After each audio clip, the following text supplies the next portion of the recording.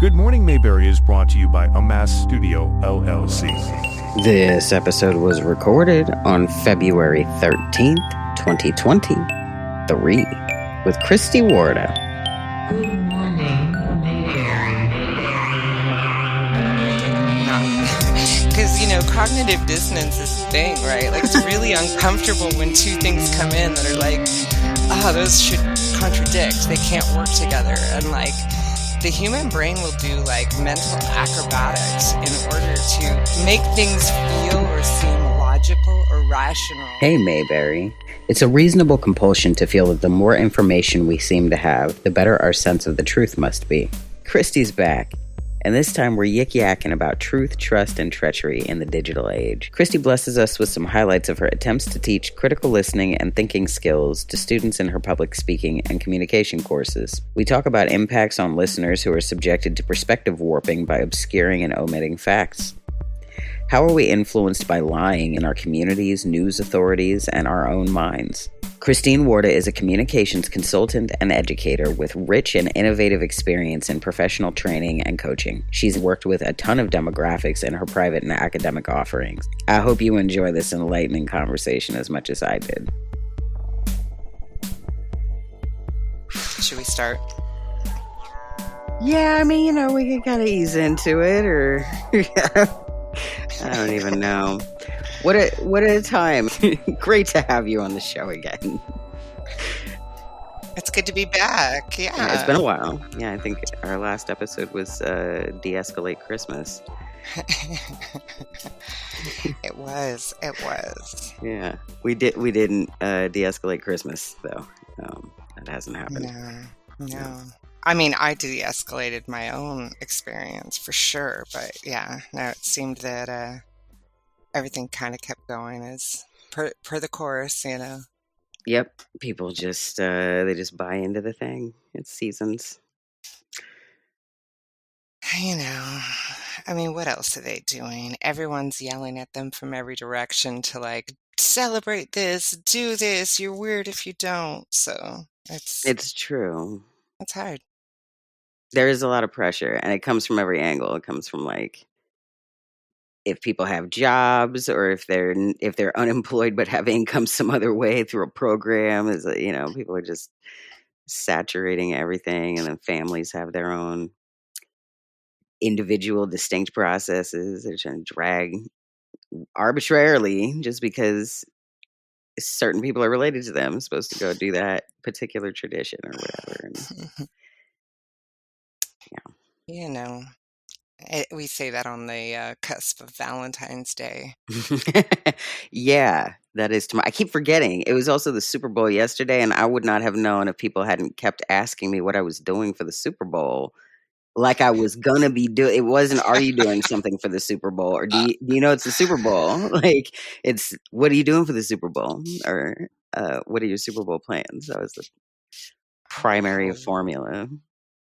Hilarious. Yeah. No, I had no plans for Super Bowl.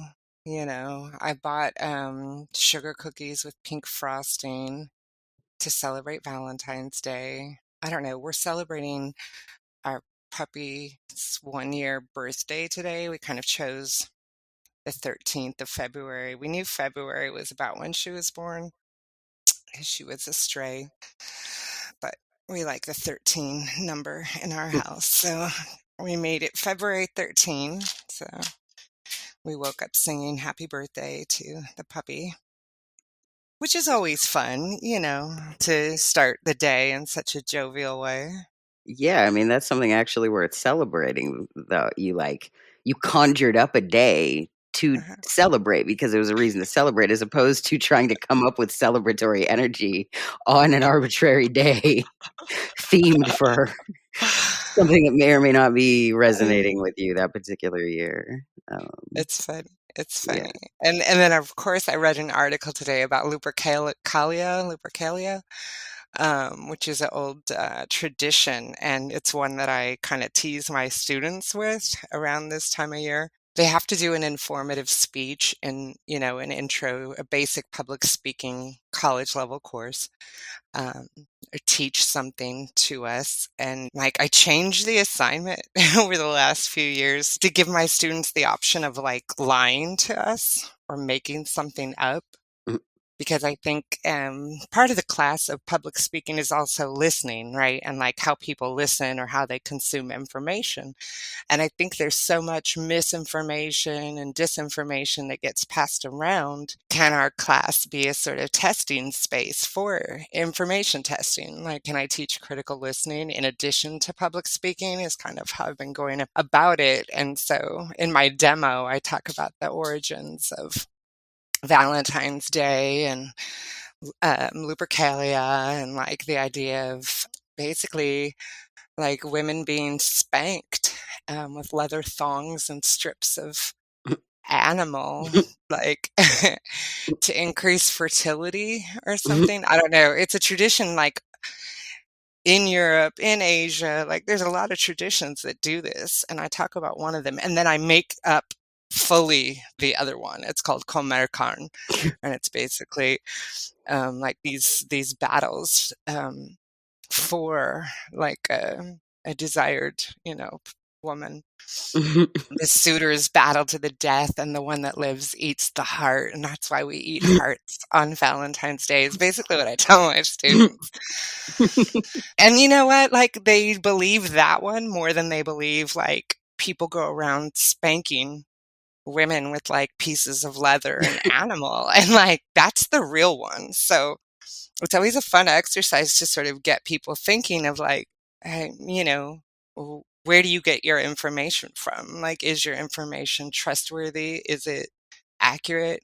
Like, how easily can people make up information to you and you just buy it because it sounds good or they just sound knowledgeable or like, what Hmm. is it? And so they started performing them this week for me, their own. And so far, like the level of engagement from the listeners is always way higher. Like people are like, oh, when you said this, I was like, maybe that's not true. Um, and I'm just sitting here like, damn, okay, you were listening. Good. Cause, and then the speaker gets the chance to to disclose whether or not they embellished, exaggerated, or made anything up. And it's very few that actually make stuff up, but boy, do they think more people are going to lie to them than actually do. So it's kind of a fun blending of, the informing chapter, the listening chapter, and ethics. Like, Hmm. you know, like I allow for them to lie in this assignment, and it's a real unethical sort of position to put myself in the class in. But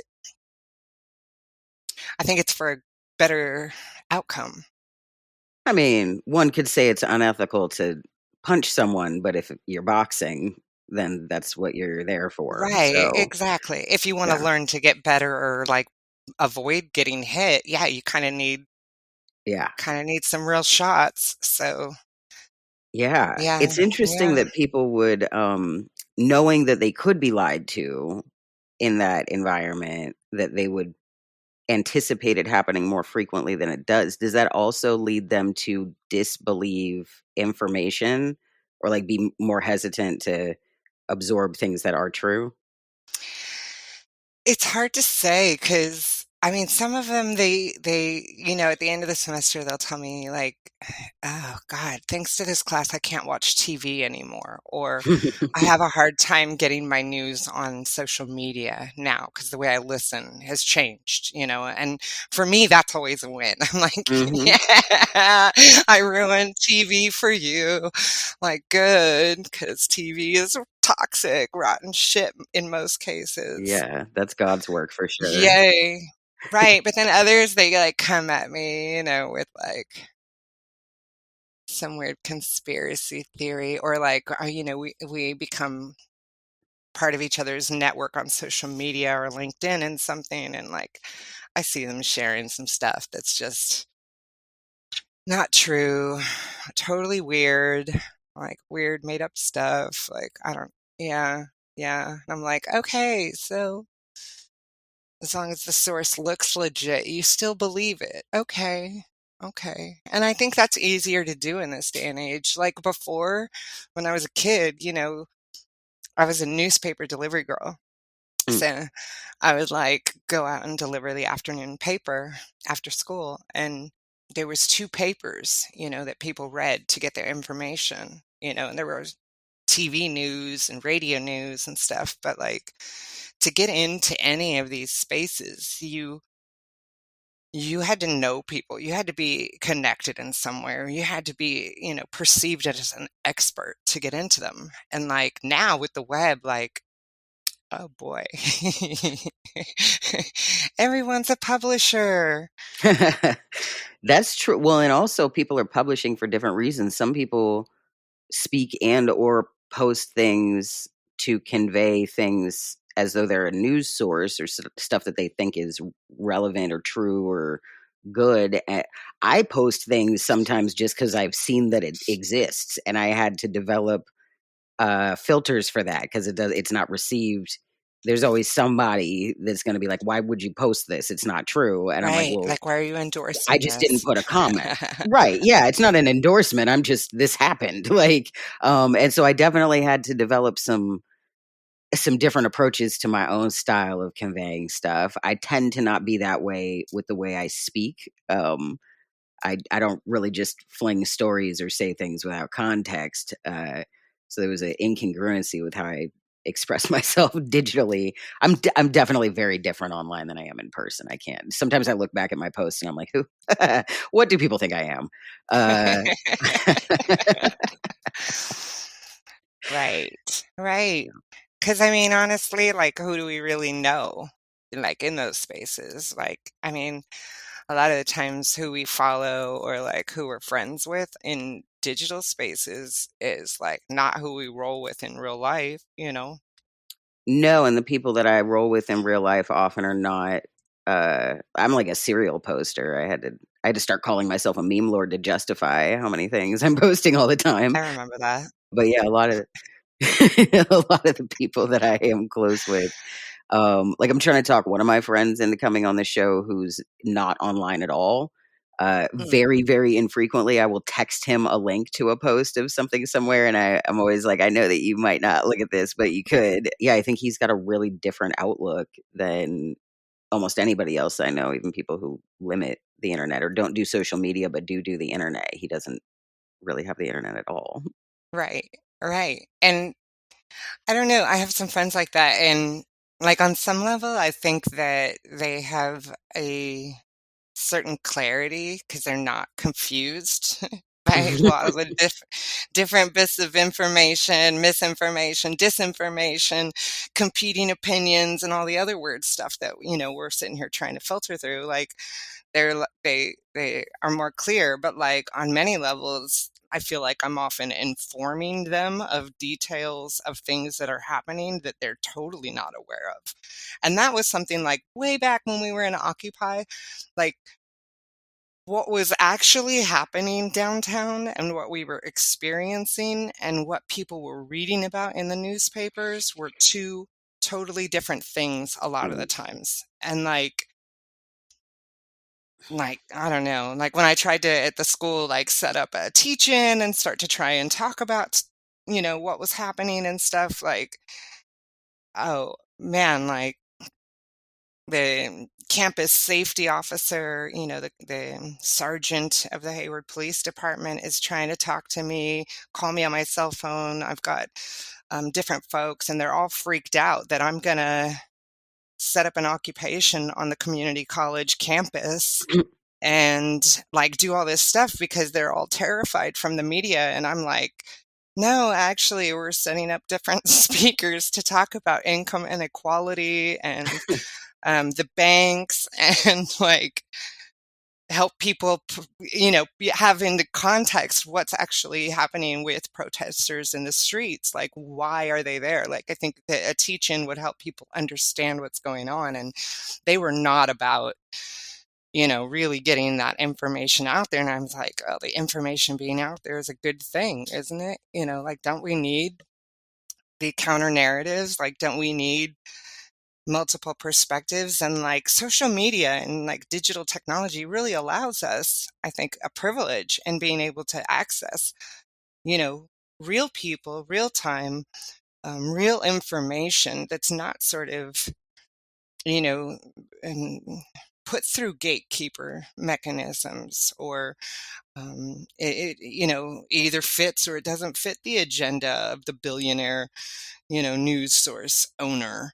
Mm. And like, if that's only where you're getting your information from, not through the web and stuff, like, I don't know, like you may feel like you know what's happening in the world, but you, I don't think people there do.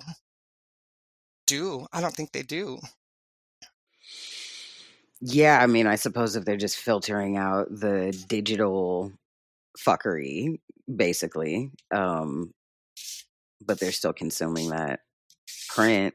It's messy anytime it's co-opted. There's power in communication and expression. That's like basically our base magic that we have, the and our base science. Like no matter what way you cut it, it's how we're like formulating community. And so to infiltrate that, um, with I mean, it's like there's just like a lot of shenanigans happening. Competing opinions, you said it earlier. That's actually like probably a bigger issue than most of the rest of it. There's definitely people that are like coming in and injecting malfeasance into everything, but Yeah. uh also I think people are just kind of like passively programmed to compete for no real good reason. And then Right. there's a lot of people that are pushed towards picking some kind of position by somebody somewhere that they wouldn't have necessarily picked up if they weren't, like, spoon-fed it or whatever, force-fed it, like, not spoon-fed, more like foie gras, how they feed the geese, like that kinda yeah, um, No, I hear that. I mean, I think, when my students ask me, like, what do you do with all of these different ideas? Like when people come with so many different motivations, incentives, um, and the sort of outcomes, like who gets what by pushing forward their opinion. mm, I think the best advice that I give is just I use triangulation. Like, it's a way of looking, right? That if I can see from this vantage point and a different vantage point and even another vantage point and possibly even more vantage points, all looking in on the same subject, that I can have a better understanding of how to locate and where to put the information that they're looking at, mm, because I understand their biases. And I need different opinions in order to understand what's happening, with sort of anything, whether it's politics or public health or the UFOs and balloons and shit being shot down out of the sky, or like what's going on in East Palestine, Ohio. And, mm, with the railway companies, like, it's in some people's interest to push the narrative that this is a protest by railway workers because they didn't get what they wanted. I've heard that. I've right, also heard wow, that this is the fault of the railway company, who has cut back the workforce and the maintenance schedules and sped up the delivery times and the movement of the trains, to create an unsafe environment that railway workers and the union was talking about back when they were negotiating for their deal. Like, you also hear this sort of environmental perspective talking about this is basically a chemical explosion and the dispersal now of these, toxic gases or chemicals into water, soil, air in the area, like the impacts of that. Like, I think if you take any one of their perspectives, you're really missing what's happening, right? Like, I can listen to one and think that's truth, and that's how I should see it. But I think we all benefit from sort of looking at the different vantage points and saying, oh, like, there's a lot more complexity, and I have, my own sort of opinion. I have my own synthesis of this information to feel more informed. But I stopped trusting people a long time ago about, you know, who I get my news from. Mm. Yeah, the internet, social media makes it hard because there's this social element where people feel like they can trust their friends, and the idea of what a friend is really warped these days. And then a lot of times, sometimes I'll remember stuff and I'll be like, where did I even learn that from? Is that a real fact? Or was that satire? Was it did Sarah Palin say it or did Tina Fey say it? Like, I'm not totally sure. Why does no one care that they're attributing Tina Fey quotes to Sarah Palin in real life for years? I don't know. Are you talking about seeing Alaska from your house? Yeah, yeah, yeah, yeah. Right. And I think that's how a lot of folks are conflating, like satire, like you say, like that makes it even more complex when like people literally are doing it for humor, like Hmm. m- using misinformation in order to confuse, obscure. Okay, using disinformation like to purposefully manipulate or influence or change, but like just being playful, sarcastic, humorous about some things, like the different levels of nuance in communication matter, Hmm. for meaning. I used to have a lot of conflict because I couldn't see comedy as comedy depending on what content was in it. I noticed a direct correlation between people laughing and their brains getting spongy and soft with whatever was making them laugh. When I was really young, like a teen, but I couldn't quite put my finger on it. I was like maybe 12 or 13 when it started emerging as an idea that was concerning me, and nobody wanted to talk about it, let alone actually do something about engage with the information that we'd be talking about. It was so uncomfortable for all of us. But yeah, satire is great. I'm all about processing pain with levity. But then there's also this other component where, depending on how far you go with it, or I think most of the problem with satire, in my opinion at least, is that it's almost like the same people are getting to make the stuff that gets disseminated to the most minds. And they're just like scratching the same itch over and over again collectively for society. They're like, we're just going to focus on the same people and the same issues and ha ha ha ha ha ha, and that on its own is probably problematic regardless of what else they're packing it with. But the things they choose to pack it with, like, I don't know, I don't need anybody resurrecting like the energy of Nickelodeon on Saturday Night Live, which is what, like, that just happened. Kiki Palmer, like, don't, yeah, nobody needs you praising Keenan Thompson and talking about Good Burger. Like, we don't need to resurrect that for the children, for like ourselves. Like, we can put that in the past because there's too much baggage that comes along with it. I don't want to. Now I'm thinking about all the rest of the nasty shit that happened in their production studios and all this other stuff that is like we can't heal collectively if we're not willing to face parts of it, and if people insist on celebrating just this one part that they like the most, so that we keep talking about it over and over again. So that's where humor gets dangerous for me and my mom. People will do it so casually, and they're having so much fun, and I'm just like, you are making yourself ridiculous. You're continuing to just loop the same program that somebody, they just wanted some money for the moment. They got paid, they got their royalties, they moved on, but it's fused in like a spell in people's minds. Right, because as long as the formula continues to produce the outcomes that people desire, then there's no motivation for a new formula, and it's dangerous in comedy. I think comedy works best when it's illuminating rather than sort of obscuring, um, in my opinion. And to complicate things further, then you have this sort of figurative language and levels of metaphor in Mm, communication, or allusion, where you're speaking in code or making reference to things, what I think a lot of folks call these days like dog whistles, right? mm, Like, whenever there's an inside meaning with specific language that one group knows that other groups don't necessarily know, you know, understanding what somebody says is fully felt differently by different people who are watching.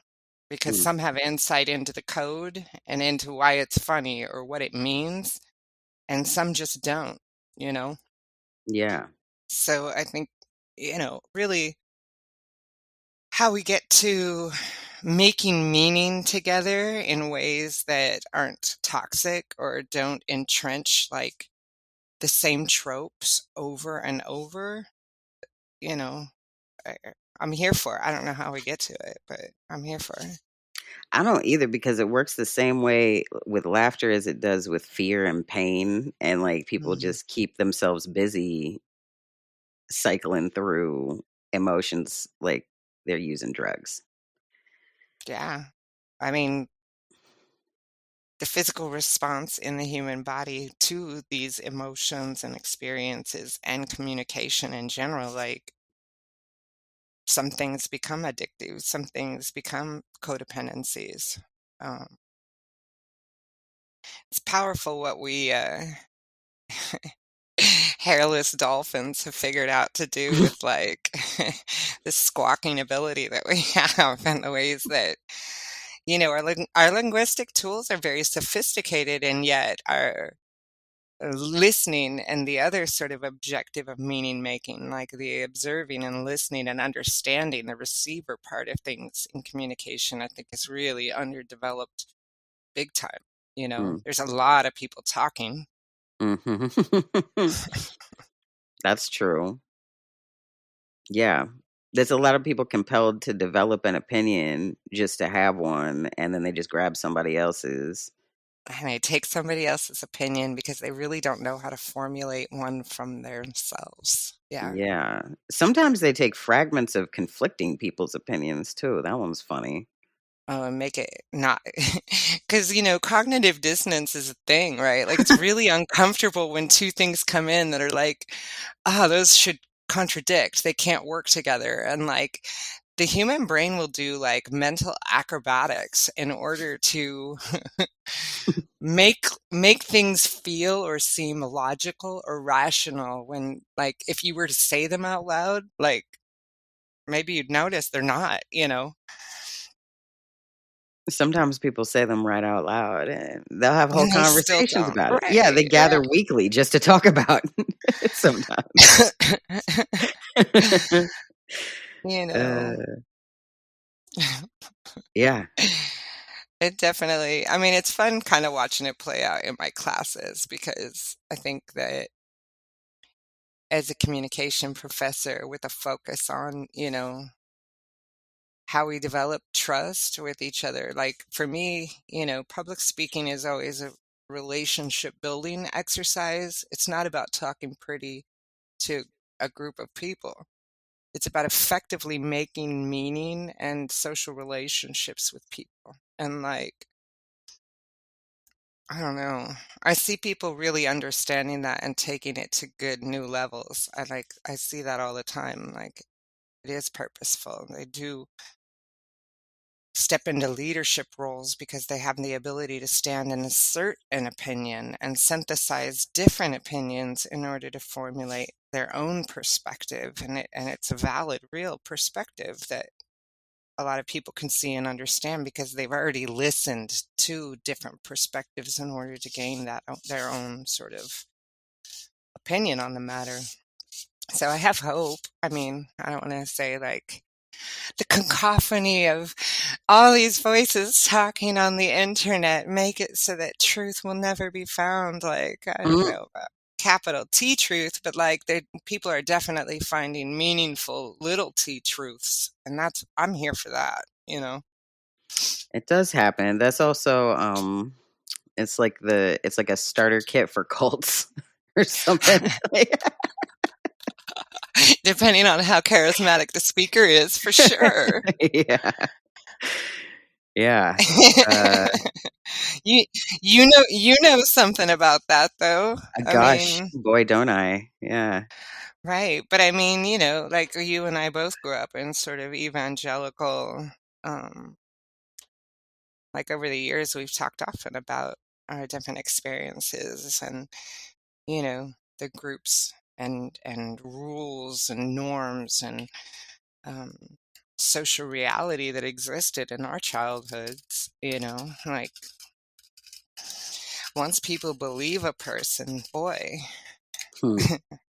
It's not even so much about believing a person, it's about believing in a person. That's where things start to get tricky Right, because right. Or in an if you idea. yeah, and it's tricky for everybody because if you're in a position where you can't question somebody, like, internally or externally, whether it's, like, internal blocks or external potential consequences, or if you're a person that's suddenly finding yourself in a yes man echo chamber, Hmm. or really also for everybody else that has to deal with that type of dynamic being in the community with the rest of us, it gets so bizarre.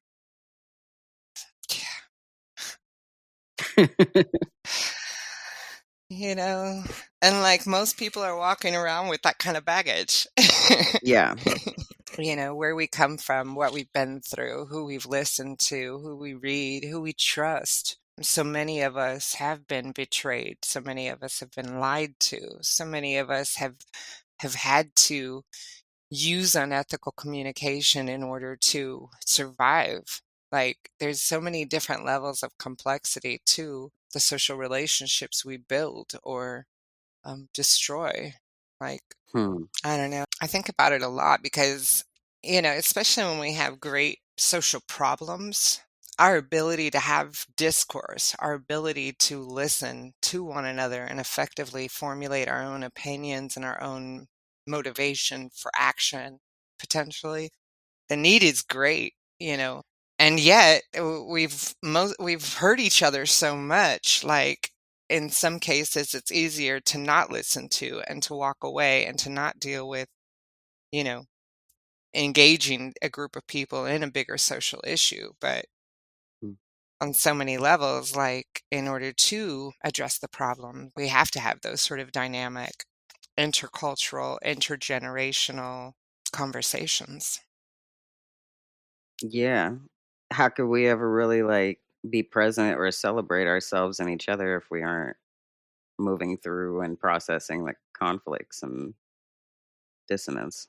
Yeah, I think part of why people feel really alienated by a lot of the things happening in the world today is that lack of real social connection, that we don't feel like we matter. We don't feel like we're integral to what's happening. So much of it feels voyeuristic, Mm. that we're watching it happen outside, but like, what is my praxis? What is my day to day have to do with this? Like, nobody sees my struggle. Like, I think that lacking those social connections when people are, invited to table, invited to policy making, invited to decision making, I think people have more investment, have more motivation to work things out and dialogue across difference. But as long as people are excluded, Hmm.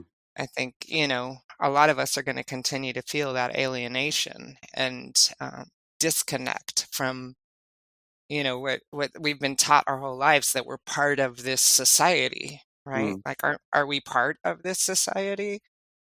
And what does that mean? Because especially with people who want to manipulate folks, or they benefit from that alienation.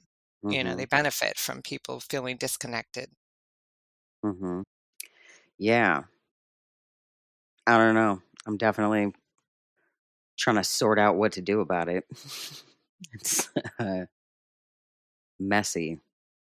you know? And in a lot of different like facets of life, messy. Mhm. Yeah, a lot of people don't see themselves as comprising society. Like, they know they're in the society or, like, a part of the society. There's stuff that they'll say and, like, consider, but I don't think people really get that we constitute the society. Like, literally everything we do and say with each other is what makes society. I Right. don't know what people think they're talking about when they talk about society a lot of the time too. That's Right, right, because the example you were talking about earlier, right? Like, what are you doing for the Super Bowl shift? Like, it's this artificial, socially constructed, meaningful day, right? Like, certainly you're part of our society and participating in this. Like, you know what I mean? But yeah, that in itself is constituting social behavior, you know, right. and or constitutive social behavior. And The best they could get from me was that I didn't fight with them about it. I stayed quiet for most of the conversation and contributed very sparingly. They started talking about a Tubi commercial, and I was like, "Oh, I know all about Tubi from the internet," and so I could say stuff about Tubi. Other than that, I just willfully made the choice to contribute my presence in right. society by shutting the fuck up.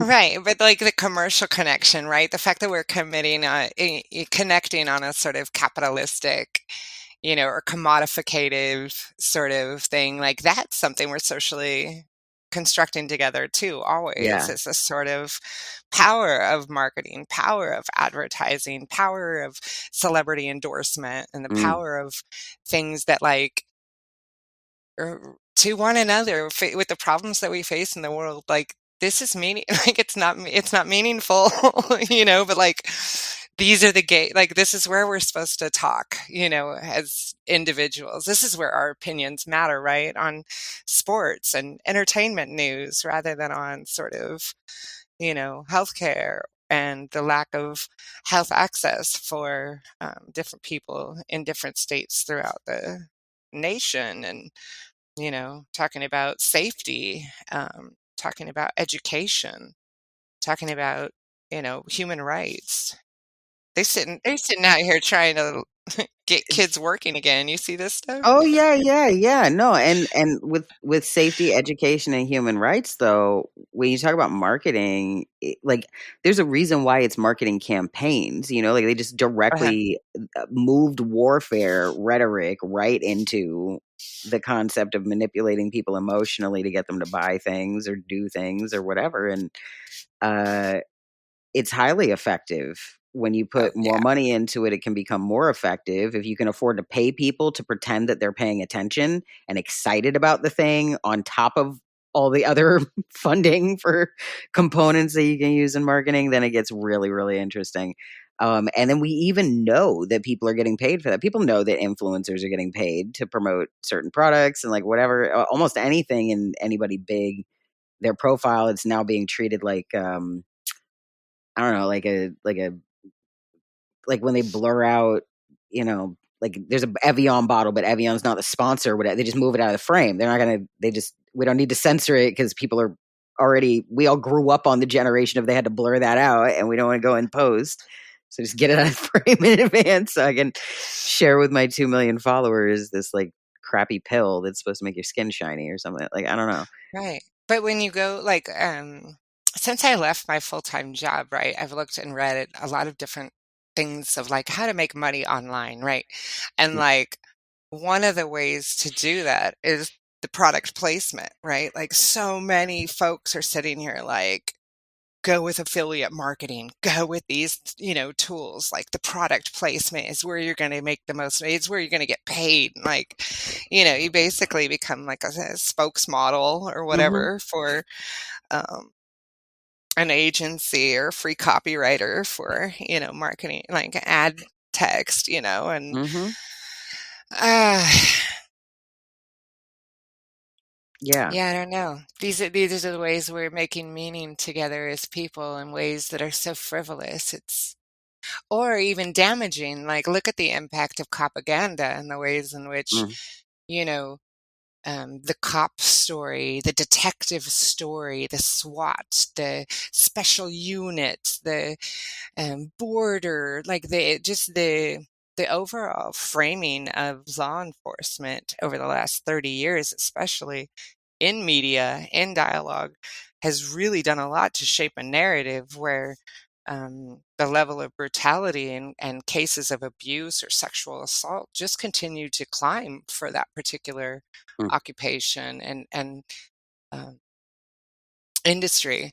And so, like, the level of impact with Hollywood, the level of impact, with TV shows and how people really believe that, like, if they need help, they have to call 911. Like, without 911, what would they do? And, it's a level of um, what happens is it becomes so deeply normalized in our society that when it comes to a crisis, when it comes to a situation, now people are like, well, maybe I shouldn't call the police, but what could I do? Like we don't have it meaningfully constructed, like who I can turn to for help if I don't look to them, you know? Mhm. But like the ways that we saturate the discourse of economy, of public safety, of healthcare, of, foreign affairs, Sure. and now maybe interplanetary affairs Oh, because, good lord. aliens this week shift, aliens. Not according to Biden's White House. I know, I saw that triangulation, right? And I was like, they would Indeed. say that. They sure would. They should, and everyone would be giggling and laughing in the room. Ha ha ha ha ha ha ha. It's so funny. Ha ha ha ha ha ha ha ha. Joke. It's fun. It's fun. It's Yeah, fun. yeah, and yeah. This So all. what are we doing? I don't know. I mean, it all is just so bizarre. It really applies to it's like this messy. I don't even know what we're talking about. It's almost like a negative space like element that we're talking about because so few people.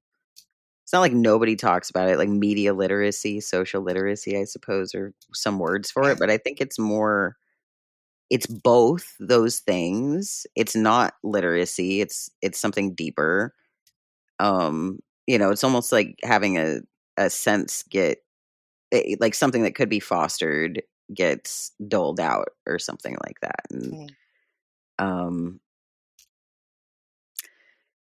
yeah, I Or mean or some of it too when I really think about it, I'm like there's so few people that are behind the real fuse that lit whatever momentum, the inertia of this campaign kind of normalcy that we're under. Like it's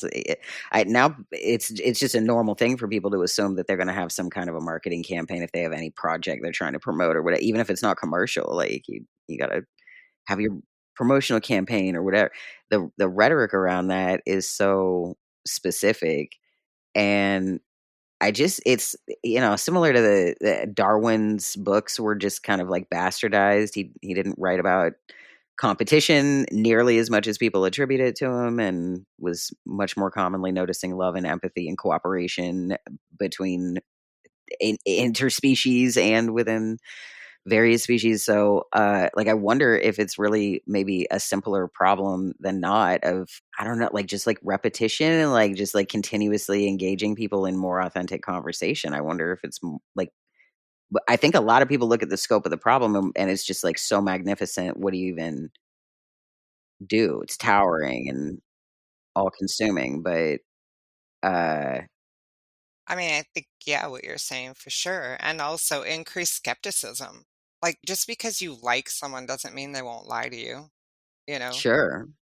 Just because, you've watched, this person on the news or you've read their stuff for years, like continue to stay skeptical, continue to question people's motivation. What do they get out of telling you certain things? What benefits come to them by yelling something very loudly? Because that's how I look at marketing Mm, campaigns or blasts, right? Like it's somebody yelling at me. mhm. And like, okay, if you're going to spend the energy and effort to sort of holler this all out, like if it, sometimes it's just really clearly this is for the sales or this is for the clout or uh, this is to sort of get back at someone or this is to sort of move forward an agenda of things I want to see in the future, like whatever it is, like stay skeptical and like stay asking those questions of what people gain because then I think you're really sort of seeing who you're developing society with,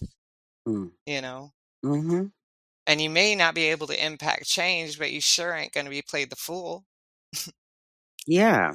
And really, sometimes like people want to look for like a motive a lot of the time. Like why would somebody lie to me or what, it's like such a thing, but like a lot of the day, a lot of the time, a lot of people are looking to each other to like launder their egos or whatever. Like and so laundering reputations at a larger level with the greater community. I don't know. It just is it's more simple and less malicious and vicious, I think, for the most part with at least the majority of people, which is, I think is a lot of where the momentum comes from. There's only a few people printing the bullshit and like broadcasting the bullshit. There's a lot of people buying the bullshit though. Exactly. Exactly. And I mean, and I'm training people in my class to be the speakers, the bullshit artists, on some level. And in fact, inviting them in this assignment to see if they could lie to a group of people. It's interesting, I think, but with this focus also on the audience and how we receive lies or how we receive truth and how we discern that. Like for me, that's the bigger lesson of the assignment more than anything, is really focusing on the receivers because that's where the power is. Hmm. One person becomes powerful because they say something or they have an opinion or they put something forward, and then 25,000 people retweet and they're sharing that same thing and sort of making it bigger than it is. And sometimes we don't need to amplify folks, especially if I don't retweet unless I know, like, I've I've looked to see that this exists or this is a new way of looking at a topic that's been widely discussed. Like for me, I'm not just out there sharing or believing everything I come across. I think that's really harmful. And I'm hoping people continue to be more skeptical, triangulate, look for different opinions, like test your theories, like test ideas. Don't just take them at value and amplify them because we see this doing so much harm and people die from these things. People get doxxed, people get um, significant harm come to them, and a lot of it's because we all just gathered around somebody yelling loudly and went, yeah, Mm. without thinking, God, like what's really going on here, and stepping back from that sort of person who needs to yell or person who needs to put out something. Mm. Yeah, yeah, we're all dealing with our day to day stuff, and whatever it is that might drive something to be put on the internet is not necessarily what's driving people to receive it. Mm. Like we're all prone to be, you know, like susceptible to caring about somebody crying out or saying something or having a message. So especially when things align with our like preconceived concerns, basically. Yeah, there's something for everybody on the internet. There's a trigger for everybody on the Isn't internet. there? And we are in a time too where it is a bit of an uphill battle for people that do want to have a more like cohesive, informative world. With like limiting comments and blocking people and whatever. Like folks can be their own little tyrannical gods and develop bizarre factions, and they get a god high from it too. The chemical rush from these things, but we know that it's funny how because people I feel like what like a year or two ago everybody was like, oh no, now it's common knowledge that social media was like driving us crazy on purpose. They did science and then made programs to do that. It's almost like people feel like now that we know that they just stopped. They didn't come up with new methods to trick us into fucking ourselves up. Listen, folks have been studying sophisticated communication techniques and technologies for a long time. Do I think they're going to stop using them because people are gaining a sense of media literacy? No, I think the codes have become more sophisticated. The techniques become more sophisticated because that's the natural evolution, especially if you ate all this, if you eat up the appetizer, heck yeah, I'm bringing you the nice entree, you know? Might pull Yeah. some sugar for the dessert and go to a whole new level for you, Oh like man. folks keep coming with it because they see it works, Hmm. you know? Yeah. So we have to do our best to lend an ear to different perspectives, to see what more people are saying, to look for things that are real, that make sense. And like facts, the idea of something becoming a fact is because people from different vantage points can make a similar observation about something. Mm. That's where truth, I think, lies is, you know, if different people tell you the same thing based on their own experiences or their own observations, I think that takes us to a level of fact more than one person repeating it and repeating it and repeating it, you know? Yeah, that gets tricky. That gets tricky with conspiracies. Well, certainly, certainly. Theoretically. But but if you start to fall into a conspiracy or something, like the best way to check yourself on that is to sort of look for what people who disagree with that say. Mm, What what are the disagreements? You know, and if that challenges your worldview, good. mm. Like, what are the disagreements? You know? And probably why are the disagreements might be a more relevant component than what are the disagreements. Yeah. I mean, I think the moment you open up to, hey, not everybody looks at things in the same way as me or this other person I'm listening to, like, Mm, you do find, I think, the opportunity to grow as a person. mm. Yeah. I think that can be terrifying for people to I was just change. gonna say, yeah, people don't like change. They don't necessarily want to grow. They like, yeah, and yeah, pairing that with the elements of society that people tend to cling the most to. Uh, Certainty. yeah. Yeah, so I don't know. Skepticism is the first step.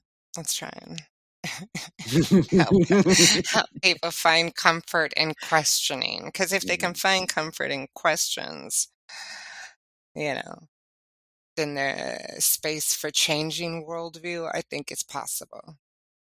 But Yeah. if you're not thinking of or not asking questions, then yeah, you're stuck in the perspective and worldview you've got or Mm. someone's given you. That can be comfortable and constricting. Right.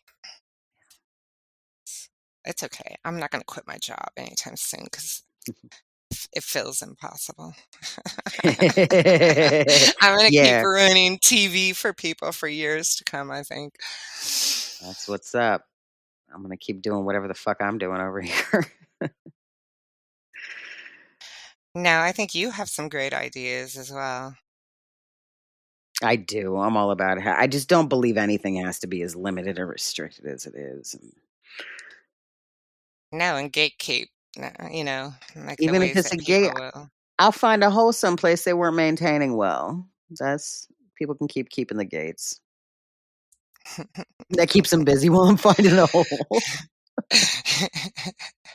I love that. Scaling walls over here. You watch that gate. Cool. Thank you. So thank you. Um, Hmm. Hmm. I think it's important to check in, talk holidays with you a little bit, cultural cultural things. Yeah, you are. It's always so festive to have you on the show. Talking about de-escalate Christmas, bleak communications issues, our global community, maybe our intergalactic community. Oh my God, you know, what'd be neat. You know, what'd be neat. Aliens just drop in right now and just like do some M Night Shyamalan plot twist shit on us. I hate M Night Yeah, Shyamalan, but I will take an M Night right. Shyamalan plot twist right now. Just put us in a different movie altogether. I think if it happened, at any time in the last couple of decades, it would have been shocking. I think nowadays, because of this desensitization we have to like raucous news and yelling, and somebody would be like, aliens are here, and like, some people might believe it, some people wouldn't, like, It's true. I don't even know. But in this timeline, I would not be surprised or shocked or. Yeah. For all we know, they're already fucking with us, and what they can do is just change the timeline and just move us into a different timeline. Just slightly, though, not a huge time jump. just a couple degrees over, so everything seems almost normal.